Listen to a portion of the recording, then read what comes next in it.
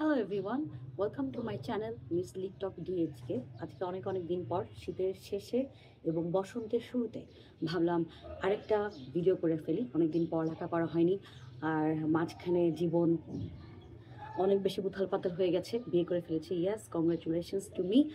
আর হানিমুনে গিয়েছিলাম, সংসার টংসার সব কিছু মিলে এই চ্যানেলটায় সময় দেওয়া হয়নি। সো আজকে ভাবলাম যে একটা পড়ন্ত বিকালে, পড়ন্ত দুপুরবেলা আমার এই অসম্ভব প্রিয় একটা বই, story that has no ending, যে গল্পের শেষ নেই, দেবপ্রসাদ চট্টোপাধ্যায় লেখা আমার অসম্ভব প্রিয় একটা বই, যেটার এপিসোড 33 আজকে আমি পড়ব। সো শুরু করি। আজকে যে অধ্যায়টি পড়ছি তার নাম মানুষ চাই। বিরাট বিরাট শহর, প্রকাণ্ড প্রকাণ্ড কারখানা, পৃথিবীর চেহারাটাই হুড়মুড় করে বদলে যেতে লাগলো। কি তেজ এই নতুন সভ্যতা, যার নাম দেওয়া হয় ধনতন্ত্র। কল টিপলে গাড়ি চলে, কল টিপলে তাঁত চলে, চোখের নিমেষে মানুষ পার হয়ে যায় 10-20 ক্রোশ পথ, চোখের নিমেষে মানুষ বুনে ফেলে 10-20 জোড়া কাপড়। অনেক টাকা লাগলো, অনেক পুঁজি জুটল সওদাগরি করে, তেজারতি করে, ডাকাতি করে। কিন্তু শুধু টাকা হলেই তো হয় না, আরও এরকম জিনিস দরকার, যে জিনিসের নাম হলো মানুষের মেহনত। কারখানা গড়তে গেলে মানুষ চাই, কারখানাকে চালাতে গেলে মানুষ চাই। কারখানা তো আর আপনা আপনি গড়ে ওঠে না, কারখানা তো আর আপনা আপনি চলতে পারে না। তাই কারখানা ফাঁদতে গেলে নগদ টাকা দিয়ে শুধু ইট পাথর আর লোহা লক্কর আর কাঁচামাল কিনলেই হবে না, আরও একটা জিনিস কিনতে হবে। সেই জিনিসটা হলো মানুষের গতর, কিংবা আরও ভালো করে বলা উচিত গতর খাটাবার শক্তি। তার মানে এমন মানুষ চাই যারা নগদ পয়সার বদলে গতর খাটতে আসবে। এহেন মানুষের নাম দেওয়া হয় দিন মজুর। কোথা থেকে পাওয়া যাবে ওই দিন মজুরের দল? যতদিন সামন্ততন্ত্র, ততদিন দেশের বেশিরভাগ মানুষই যেন ক্ষেতের সঙ্গে শেকল দিয়ে বাঁধা। জমিদারের হুকুম ছাড়া জমি থেকে পা নড়াবার উপায় নেই। অবশ্য জমিদারি ব্যবস্থা যত অচল হয়ে পড়তে লাগলো, ততই প্রজাদের মধ্যে নগদ খাজনায় জমি বিলি করে দেওয়ার ব্যবস্থা দেখা দিতে লাগলো। কিন্তু তাতেও মনের মতো কাঁচা পয়সা মিলছে না দেখে জমিদাররা আবার জমিগুলো কেড়ে নিয়ে সেখানে ভেড়া চড়াবার ব্যবস্থা চালু করতে লাগলো। ফলে অনেক চাষি একেবারে সর্বহারা, একেবারে নিঃস্ব হয়ে পড়ল। খুশিতে ভরে উঠল ব্যবসাদারদের মন। কেননা ওই সর্বহারার দল শেষ পর্যন্ত পেটের দায়ে শহরের কারখানায় গতর খাটাতে না গিয়ে যাবে কোথায়? যতদিন পর্যন্ত গায়ে ভিটা মাটি বজায় থাকবে, ততদিন তো তারা এই ভিটা মাটি আঁকড়েই পড়ে থাকতে চাইবে। কেন যাবে শহরের দিন মজুর হতে? শহরের ব্যবসাদাররাও তাই রব তুলল, ভালো ভালো, জমিদারি ব্যবস্থা যত উচ্ছনে যায় ততই মঙ্গল। মানুষের মুক্তি চাই, শিকল দিয়ে আর মানুষকে মাটির সঙ্গে বেঁধে রাখা চলবে না। মানুষের মুক্তি চাই, মানুষের মুক্তি চাই। কিন্তু এই যে মুক্তির জন্য ডাক, এই ডাক মেহনতকারী মানুষকে সত্যিকারের মুক্তি দেওয়ার জন্য, সত্যিকারের স্বাধীন করবার জন্য ডাক নয়। এই ডাকের আসল মানে হলো তাদের পা থেকে এক রকমের শেকল খুলে আরেক রকম শেকল পরবার জন্য ডাক। মুক্তি কিসের থেকে মুক্তি? নিজেদের ভিটা মাটিটুকু থেকে, নিজস্ব বলতে যা কিছু তাই থেকেই। একদিকে অনেক টাকার পুঁজি আর আরেকদিকে অনেক মানুষের যোগান, আর তার ফলে গড়ে উঠল এই নতুন সভ্যতা, যার নাম ধনতন্ত্র, যার কীর্তি সত্যিই আশ্চর্য। এরপরের চ্যাপ্টারটাও পড়ে ফেলি আজকে। এরপরের চ্যাপ্টারটা হচ্ছে মেজাজ বদল। পড়ে নিই, তারপরে একসাথে পক করবো যে কেমন লেগেছে আমার কাছে এই চ্যাপ্টারটা। যেমন এই যে মানুষ চাই, এই বিরাট শহর, এই বিরাট পৃথিবীটাকে চালানোর জন্য আমাদের অবশ্যই মানুষ নামের গতর খাটানো প্রাণীটাকে দরকার। এটা নিয়ে আমরা পরে কথা বলবো। এখন পরের চ্যাপ্টারটা পড়ছি, যেটার নাম হচ্ছে মেজাজ বদল। সত্যিই কিন্তু ভারী আশ্চর্য সভ্যতা এই নতুন সভ্যতা, যার নাম ধনতন্ত্র। এর মধ্যে ফাঁকির দিক নেই তা নিশ্চয় নয়, তবু সামন্ত সভ্যতা থেকে এই সভ্যতার দিকে এগিয়ে চলা যেন অন্ধকার থেকে আলোর দিকে পা বাড়ানো। তাই এদিকে এগিয়ে যাওয়ার সঙ্গে সঙ্গেই মানুষের মেজাজটাই বদলে গেল। এই মেজাজ বদলের বিদেশি নাম হলো রেনেসাঁস। ব্যাপারটা কি রকম? এর আগের যুগটায় ধর্মের মোহ মানুষের মনকে অন্ধ, পঙ্গু, অকর্মণ্য করে রেখেছিল। মেজাজ বদলের ফলে মানুষের মনে জেগে উঠতে চাইল। পরকালের স্বপ্ন দেখে আর লাভ নেই, তার বদলে চাই সত্যিকারের জ্ঞান, চাই ভালো শিল্প, চাই বিজ্ঞান। আগেই বলেছি, গ্রিকরা খুব ভালো ভালো বই লিখেছিল, কিন্তু ইতিমধ্যে মানুষ সেগুলোর কথা প্রায় ভুলতে বসেছিল ভালো ছবি আঁকবার, ভালো মূর্তি গড়বার মর্যাদা। মন যখন নতুন করে জেগে উঠল, তখন মানুষ সেই সব পুরনো আর ভুলে যাওয়া কীর্তিগুলোকে নতুন করে খোঁজ করবার তাগিদ দেখা দিল। নতুন নতুন বই লেখা শুরু হলো, নতুন কাব্য, নতুন নাটক, নতুন সব জ্ঞানের বই। পণ্ডিতরা বলতে শুরু করলো, আত্মা আর পরকাল নিয়ে মাথা ঘামানোর চেয়ে ইহকালের কথাটা ভালো করে ভেবে দেখা দরকার। মনে রাখতে হবে এই মাটির পৃথিবীর কথা আর রক্ত মাংসের গড়া এখনকার মানুষের কথা। কেউ কেউ বলল খ্রিস্টান ধর্মকে মানতেই হবে, কিন্তু একেবারে শুধরে নিয়ে নতুন করে খ্রিস্টান ধর্মকে শুধরে নেওয়ার চেষ্টা দেখা গেল। এই চেষ্টা দেওয়ার নাম হলো রিফরমেশন। শুধরে নেওয়া খ্রিস্টান ধর্মটা অমন অন্ধ, অমন গোড়া নয়, তার চেয়ে বেশি বেশি উদার, অনেক বেশি মুক্ত। ইউরোপে এই সময়টা বরাবরই মানুষের কাগজ তৈরি করতে শিখলো ছাপাখানা বানাতে। তার আগ পর্যন্ত হাতে লেখা পুঁথিপত্র, ছাপাখানা আর কাগজ পাওয়ার দরুন দেশের লেখাপড়ার প্রচার অনেক বেড়ে গেল। দেখা দিল বিজ্ঞানের দিকে ঝোঁক। নানান বিজ্ঞানে নানান রকম নতুন নতুন আবিষ্কার, ভূগোল, পদার্থবিজ্ঞান, জ্যোতির্বিজ্ঞান, শরীর বিজ্ঞান, কতই না।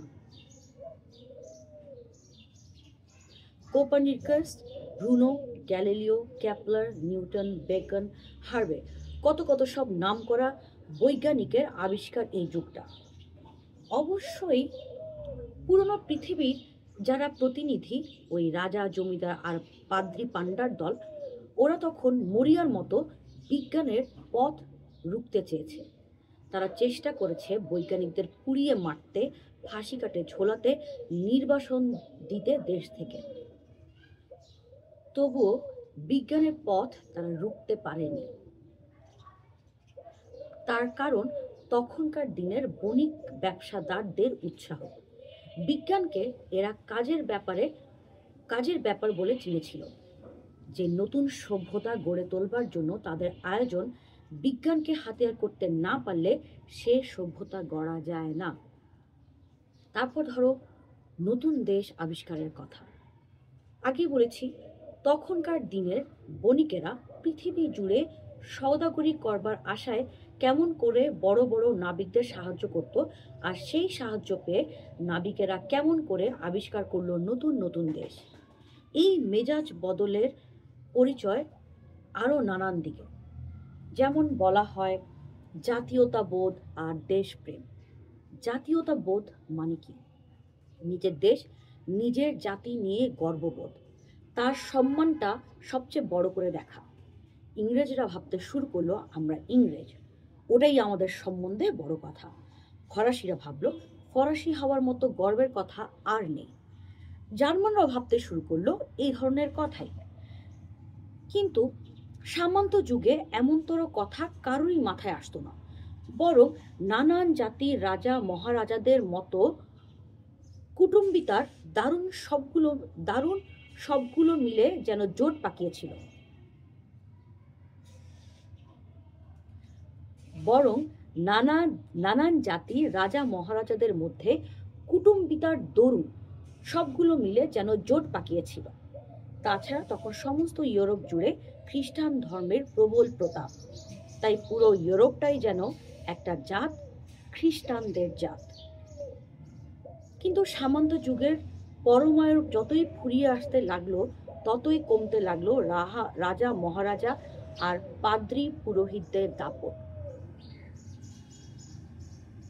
নতুন যুগের আগুয়ান দল হলো নতুন ধরনের মানুষ, তাদের নাম ব্যবসাদার, সওদাগর।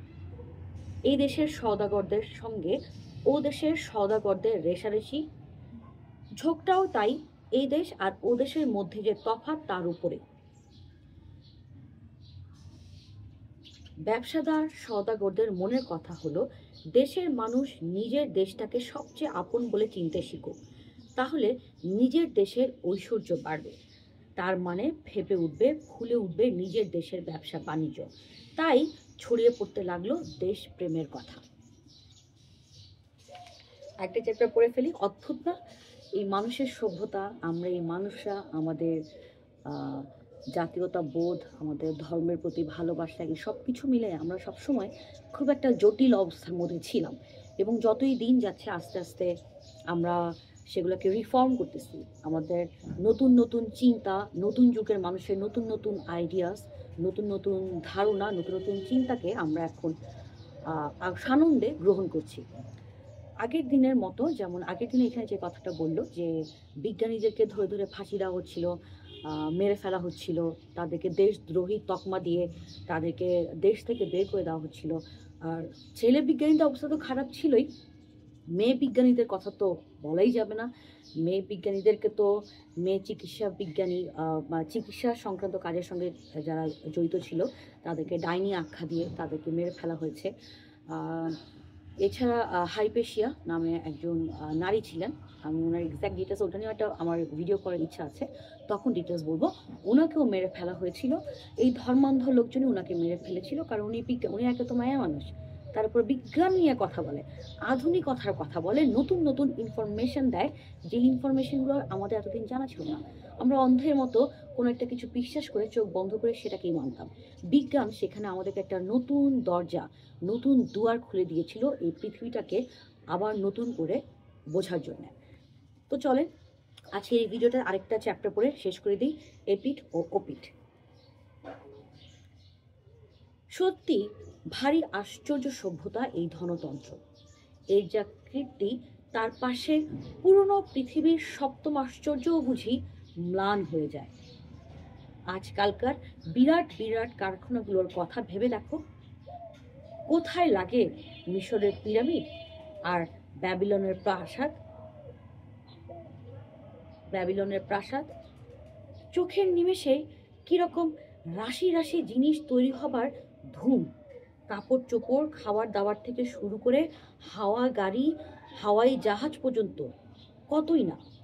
রূপকথায় শোনা কোনো অতি বড় ডাক সাইটের দৈত্য কি এমন চোখের নিমেষে রাশি রাশি জিনিস তৈরি করতে পারত? তার মানে আগের কালের মানুষ পৃথিবীকে যতখানি জয় করবার কথা কল্পনাও করতে পারেনি, একালের মানুষ সত্যি সত্যি তার চাইতে অনেক বেশি জয় করতে শিখেছে। তবু এত গৌরবের উল্টো পিঠেই একটা করুণ পরাজয়ের কাহিনী। পৃথিবীকে মানুষ অতখানি জয় করলো, তবুও মানুষের কপাল থেকে দুঃখ আর অভাবের চিহ্ন মুছল না। সাধারণ মানুষের কথাটা একবার ভেবে দেখো, যারা খেতে খামারে মাথার ঘাম পায়ে ফেলেছে, কারখানায় গায়ের রক্ত জল করেছে, তাদের কথা। সাধারণ মানুষ বলতে বেশিরভাগ মানুষ বলতে তো তারাই। অথচ তাদের কপালে যে দুর্ভোগ, সেই দুর্ভোগ থেকেই গেল। এত ঐশ্বর্যের অংশীদার হওয়া তো দূরের কথা, দুবেলা হয়তো পেট ভরে খাবারই জোটে না, পরনে জোটে না আস্ত কাপড়, জোটে না মাথা গোজবার ঠাঁই। তার মানে নেহাত যতটুকু না হলে কোনো মতো জান বাঁচে না, ততটুকু জিনিসই তাদের কপালে। ধনতন্ত্রে তাই দুটো দিক, একদিকে যেমন আশ্চর্য সম্পদ, আরেক দিকে তেমনি নির্মম হাহাকার। হে যে এক তাজ্জব ব্যাপার। আসলে কিন্তু তাজ্জব ব্যাপার নয়, ধনতন্ত্রের যুগে এমনটা না হয়ে উপায় নেই। কেন, তাই দেখা যাক। মানুষ অনেক অনেক জিনিস তৈরি করতে শিখেছে, কিন্তু হাবায় ফু দিয়ে তো আর জিনিস তৈরি হয় না। কাপড় তৈরি করতে গেলে তাঁত কিংবা কাপড়ের মিল লাগে। হাওয়া গাড়ি তৈরি করতে গেলে লাগে বিরাট কারখানা। তাঁত কিংবা কাপড়ের মিল কিংবা হাওয়াই গাড়ি তৈরি করবার কারখানা কিংবা ওই ধরনের যেসব ব্যাপার তাকে বলে উৎপাদনের উপায়। কেননা এগুলো ছাড়া উৎপাদন হয় না। উৎপাদনের মানে হলো নতুন নতুন জিনিস তৈরি করা। এখন ধনতন্ত্রের সময় থেকে হলো কি, এই উৎপাদনের উপায়গুলো সম্বন্ধে একটা নতুন ব্যাপার দেখা দিল। যারা মেহনত করে উৎপাদন করেছে তারা আর ওই উৎপাদনের উপায়গুলোর মালিক নয়, মালিক হলো অন্য লোক। আগে কিন্তু যখন কারিগরেরা কিছু তৈরি করত তখন এরকম হতো না। তখন পর্যন্ত যে তাঁতি তারই তাঁত, যে কামার তারই কামারশালা। কিন্তু ধনতন্ত্রের যুগে একটা কারখানার কথা ভেবে দেখো। কারখানায় যারা গতর খাটাচ্ছে, কারখানাটা কি তাদের? নিশ্চয় নয়। তারা তো নেহাতি দিন মজুরের দল। গতর খাটাবার জন্য দিন গেলে তারা মজুরি পায়, কিন্তু ওই পর্যন্তই। মালিক আসলে অন্য লোক। সে নিজে গতর খাটায় না, নগদ চুকিয়ে অন্য লোককে খাটিয়ে নেয়। তাছাড়া মোট মানুষের তুলনায় এই মালিকের সংখ্যা নেহাতি নগণ্য। হয়তো 3 জনে মিলে একটা কারখানা ফেলেছে, অথচ সেখানে মেহনত করছে 3000 দিন মজুর। মালিকদের সম্বন্ধে আরো একটা কথা মনে রাখা দরকার, সেটাই সবচেয়ে জরুরি কথা। তাদের কাছে একমাত্র উদ্দেশ্য হলো এইসব কলকারখানা থেকে নগদ টাকা লাভ করা। লাভের আশা টাকা ছাড়া আর কিসের আশায় তারা এমন কলকারখানা ফাটতে যাবে বলো?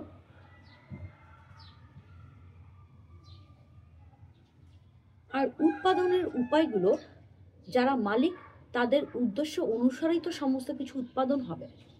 তাই ধনতন্ত্রের যুগে যেখানে যা কিছু তৈরি হোক না কেন, সর্বত্রই ওই এক উদ্দেশ্য, লাভ, মুনাফা।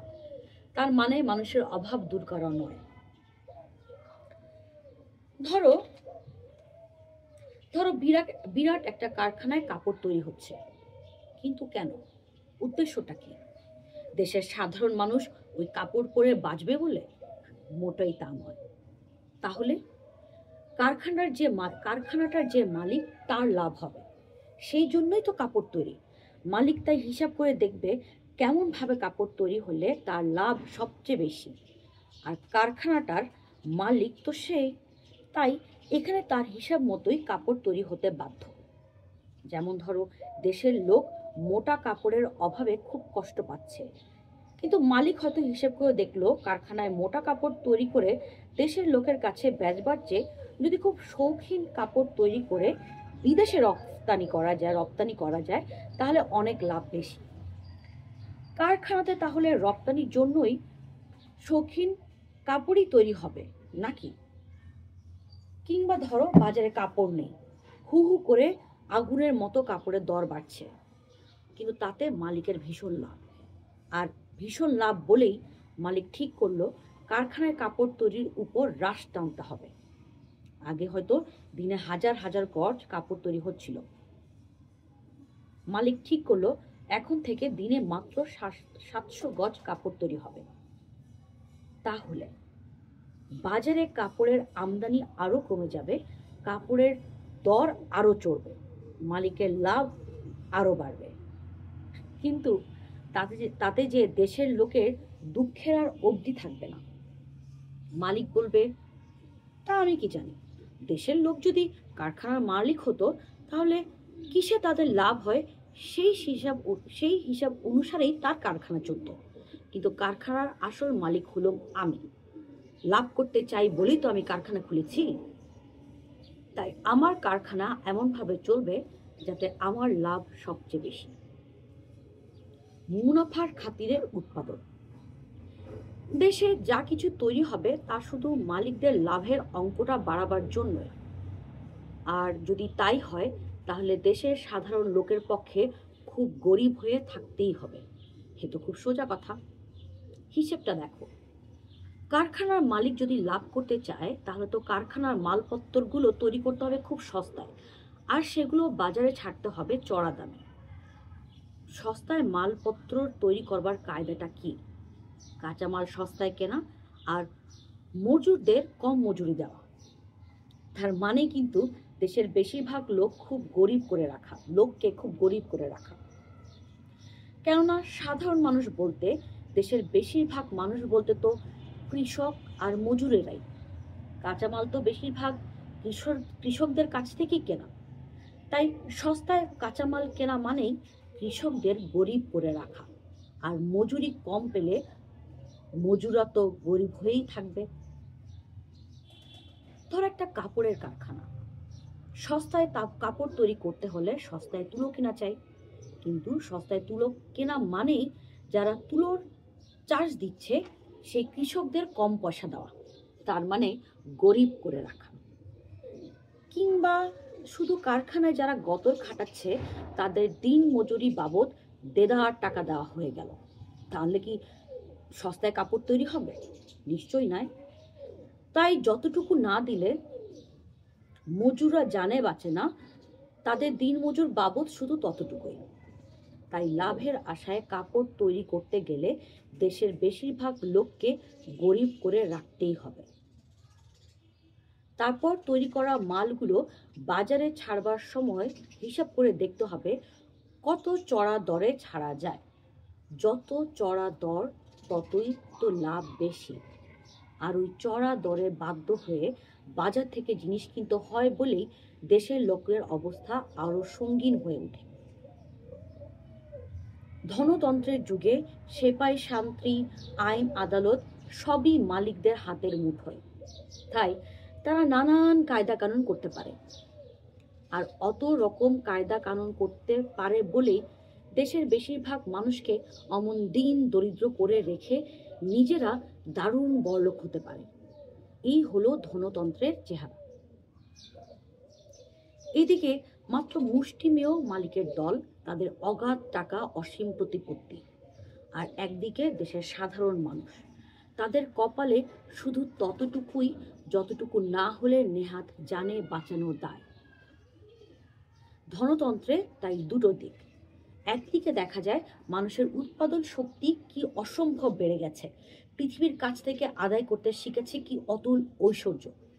আরেকদিকে দেখা যায় দেশের অসংখ্য সাধারণ মানুষ যেন অভাবের মহাসমুদ্রে ভাসছে। ঐশ্বর্যের উল্টো পিঠেই দারুণ অভাব। শুধু মুনাফার খাতিরে যদি উৎপাদন হয় তাহলে এমনটা না হয়ে উপায় নেই। দারুণ না এই মানুষের সভ্যতা, এই মানুষের ইতিহাস, আমাদের এই শহর গ্রাম, এই বর্তমান পৃথিবী। আমাদের বর্তমান যুগের ব্যবসায়ীদেরকে দেখি, আমাদের গার্মেন্টস ইন্ডাস্ট্রি নাকি কত কত নম্বরে যেন আছে আমাদের দেশে বৈদেশিক অর্থ উপার্জনের দিক দিয়ে। গার্মেন্টস ইন্ডাস্ট্রিটাই মনে হয় নাম্বার 1। কিন্তু এই ইন্ডাস্ট্রিতে যারা চাকরি করে বা যারা কাজ করে তাদের পুরো জীবনে তাদের কি কোনো উন্নতি হয়েছে? তারা যে এই যে রাত করে, বিশেষ করে মেয়েগুলো এবং ছেলেরাও বিপদে পড়ে, কিন্তু মেয়েদের, কারণ ছেলেরাও বিপদে পড়ে কিন্তু আমরা মেয়েদের বিপদের কথাটাকে বলি, কারণ সবাই মিলে মেয়েদের এই বিপদের পরিমাণটাকে এবং মেয়েদের প্রতি জঘন্যতা এবং কঠোরতার মাত্রাটা এত অতিরিক্ত বেশি, এই জন্যই মেয়েদের কথাটাকে বেশি বলা হয়।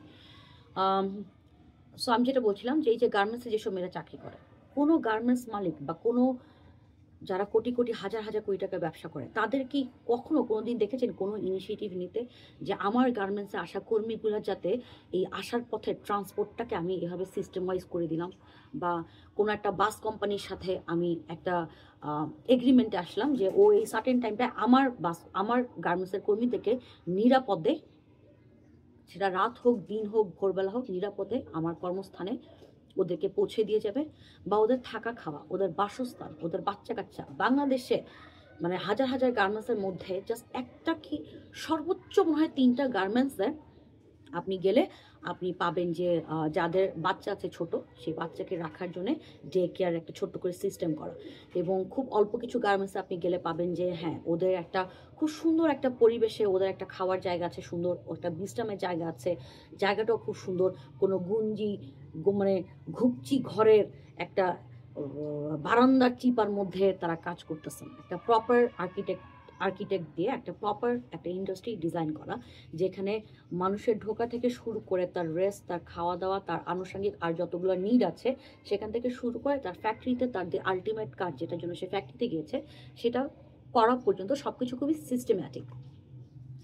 এবং এই যে আমাদের এখন বর্তমানে আমাদের অনেক অনেক সমস্যা, এই যে হাজার হাজার যারই টাকা আছে সে একটা ইউনিভার্সিটি খুলে ফেলতেছে।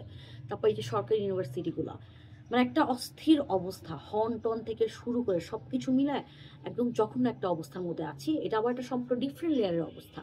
সো আমরা যারা আপনারা আজকে তো এপিসোড 33, যারা প্রথম থেকে এই story that has no ending, যে গল্পের শেষ নেই, এই বইটা শুনছিলেন, তারা দেখবেন যে প্রত্যেকবারই প্রত্যেক টাইম ফ্রেমে, একটা নির্দিষ্ট টাইম ফ্রেমে আমরা কোনো না কোনো একটা জটিলতার মধ্যে ছিলাম এবং কোনো না কোনো একটা হাহাকার, কোনো না কোনো একটা অন্যায় আমাদের ছিল। এবং এই যে মানুষ চাই, মানুষ এই পৃথিবীটাকে চালানোর জন্য চাই মানুষ, কিন্তু এই মানুষেরই কোনো অধিকার নাই।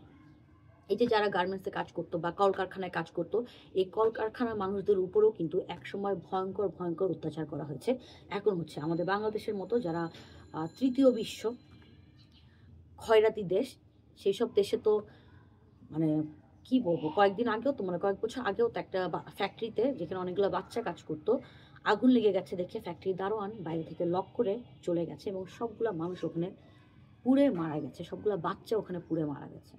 এই হলো কি আমাদের কাছে এই বাংলাদেশে আমাদের মানুষের অধিকার? মানুষের কোনো অধিকার নেই। এই জন্য প্রত্যেক এই যে বললাম যে একটা নির্দিষ্ট টাইম ফ্রেম পর পর কোনো না কোনো কিছু নিয়ে আমরা নতুন করে বুঝতে শিখেছি। এখন এই সময়টা আমরা মানুষের অধিকার, আগেও আমরা মানুষের অধিকার সচেতন ছিলাম, কিন্তু এই অধিকারটা আসলে আমরা কতটুকু পর্যন্ত দিব? এই অধিকারটা কি শুধু বড়লোকদের হবে, গরিবদের হবে? গরিবদের মধ্যে কাদের হবে? পুরুষদের হবে, বাচ্চাদের হবে, বৃদ্ধদের হবে? নারী অধিকার তো আমরা অনেক অনেক পরে পেয়েছি, ট্রান্সজেন্ডারদের অধিকার, ইত্যাদি ইত্যাদি, অনেক জটিলতা। এবং এত জটিলতা, এত পরিশ্রম, এত গতর খাটানোর পরেও এই পৃথিবীতে আমরা মানুষেরা কি হ্যাপি? এই পৃথিবীতে আমাদের জীবনের সার্থকতাটা কি আমরা বুঝতে পেরেছি? ইয়াস, আমাকে এটা কমেন্টে জানাতে ভুলবেন না। আজকের মতো বিদায় নিচ্ছি, আবার দেখা হবে নেক্সট এপিসোডে। বাই বাই, ততক্ষণ মিস লিভ টক ডিএচকে সাথেই থাকবেন। তারা